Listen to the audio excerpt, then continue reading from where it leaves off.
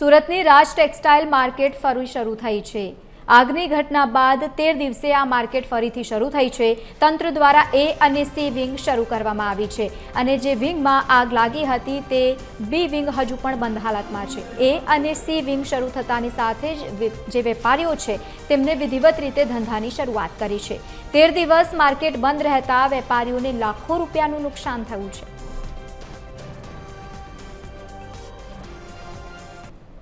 15 દિવસ से आग ने कारण अमरो बिजनेस संपूर्ण रीते बंद है। अमरा तत्वा अँ अन्य बीजा वेपारीओ तो बधाना बिजनेस बंद है, जेथी एमना मजूरो भाई अटवायेला है। आजना आवा कठिन समय में आपणे तो गमे तेम करीने चलावी लईशुं, पण मजूरो माटे बहु खराब स्थिति है અને આ ખરાબ સ્થિતિના કારણે મજૂરો બી અત્યારે અહીંથી પલાયન થવા લાગ્યા છે। અમને અહીંયા માલ કાઢવાની આજે મંજૂરી મળી છે, બધી શિફ્ટિંગ કરી રહ્યા છીએ।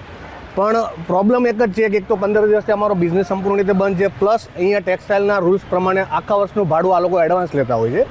અમારું ભાડું હવે અહીંયા જમા છે, 2 મહિના સુધી અમને બિઝનેસ અહીંયા ચાલુ થવાની કોઈ શક્યતા છે નહીં, તો ભાડું પણ આ લોકો પાછો આપી રહ્યા નથી, જેથી કરીને ખૂબ ખરાબ સમયમાંથી પસાર થઈ રહ્યા છીએ અમે।